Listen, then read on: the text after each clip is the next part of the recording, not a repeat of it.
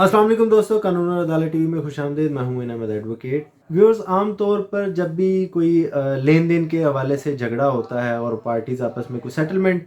के नतीजे पर पहुंचती हैं, तो बात आ जाकर चेक पर मोस्टली ख़त्म होती है कि अब चूँकि फौरी तौर पर लोगों के पास पैसे नहीं होते किसी का कर्ज चुकाने के लिए, किसी चीज़ के पैसे देने के लिए, तो वो चेक दे देते हैं। जी आप ये चेक रख लें, अगर मैं पेमेंट ना कर सका तो आप ये चेक इन कैश करवा लीजिएगा। और खुदा न खास्ता अगर चेक इन कैश नहीं हो सकता, बाउंस हो जाता है, डिसऑनर हो जाता है, तो आप इसके अगेंस्ट मेरे खिलाफ एफआईआर भी कटवा सकते हैं या आप थ्रू कोर्ट जो है मुझसे पैसे ले सकते हैं। और इस तरह का चेक जो है वो ज़रूरी नहीं कि जिसने लेन देन किया हो वही देता है। आम तौर पर लेन देन के मामलात में लोग नहीं इतबार करते और एक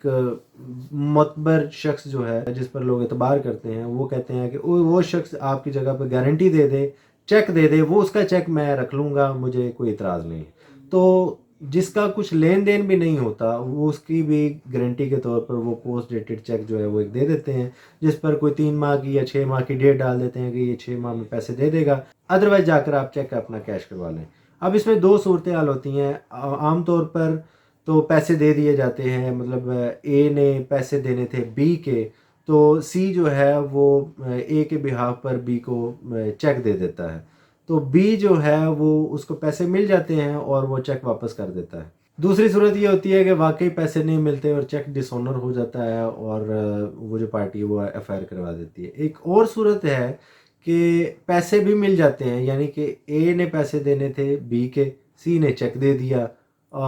ए ने पैसे भी दे दिए और सी ने चेक भी वापस नहीं लिया। तो बी का और सी का आपस में कोई झगड़ा किसी और वजह से होता है, तो वो कोई जैली सा पेपर बनाकर, कोई स्टैम्प पेपर बनाकर कोई एक ट्रांजैक्शन जो है वो बना लेता है कि इस शख्स ने मेरे पैसे देने थे, उसके बस मुझे इसने ये चेक दिया था और वो जो चेक है वो इनकैश नहीं हुआ, डिसऑनर हो गया, लिहाजा इसके खिलाफ वो एफआईआर कटवा देता है। और गारंटी जो जिसने दी होती है वो पैसे मिलने के बावजूद वो बेचारा फंस जाता है। तो ऐसी सूरत में, इस सूरत से बचने के लिए मैं आज की वीडियो आपके लिए लेकर आया हूँ कि जब भी आप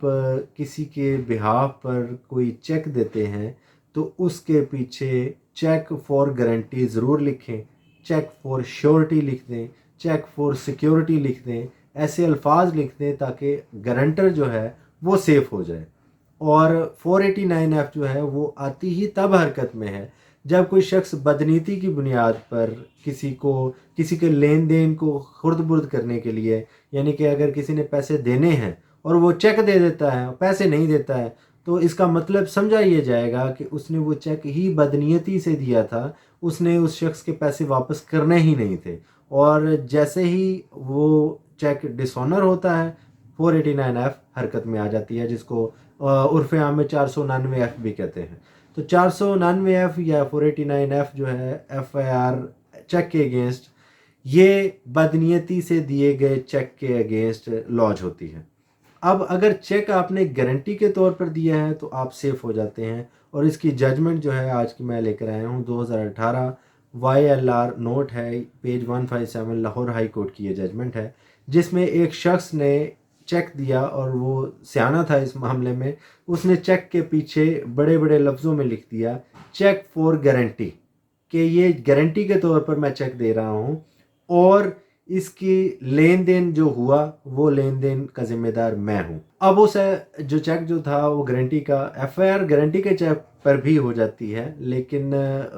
ये चीज़ बाद में साबित होनी है कि आया ये वाकई गारंटी के तौर पर था या लेन देन हुआ था और या लेन देन हो चुका है। ये चीज़ ट्रायल में देखी जाती है, मुकदमे में देखी जाती है। तो आम तौर पर हाई कोर्ट्स जो 489F के मुकदमात हैं उनमें बेल मैटर्स में ख़ास तौर पर बेल ले लेती है जब कि चेक सिर्फ गारंटी का हो। इस मुकदमा में भी उसने जो चेक था उसके पीछे लिखा हुआ था ओनली फॉर गारंटी चेक, तो कोर्ट ने उसकी बेल जो थी वो मंजूर कर ली और साथ डायरेक्शन दे दी कि आप ट्रायल कोर्ट में जाएं और वहाँ पर ये साबित करें कि इसने पैसों के एवज़ ये गारंटी चेक दिया था और क्या इसने गारंटी चेक देने के बाद पैसे दे दिए थे या नहीं दिए थे, ये आप नीचे जाके साबित करें। क्योंकि ज़रूरी नहीं कि ज़मानत होगी तो वो बंदा बच गया है, ये चीज़ें ट्रायल में साबित होनी है और अगर ट्रायल में ये चीज़ें निकल आएँ कि इसने पैसे देने थे تو سزا پھر بھی ہوگی انلیس کمپلیننٹ جو ہے وہ اپنا پرچہ واپس لے لے، اپنی درخواست واپس لے لے۔ تو جب بھی آپ چیک دیں کسی کو گارنٹی کے طور پر دیں، لین دین کے معاملات میں گارنٹی کے طور پر دیں، یا آپ نے خود پیسے دینے ہو کسی کے، تو آپ چیک فور گارنٹی لکھ دیں تاکہ آپ 489F کے ایمبٹ سے باہر نکل جائیں اور آپ کے خلاف چیک بدنیتی سے دینے کا پرچہ آپ کے خلاف نہ ہو۔ Thank you very much.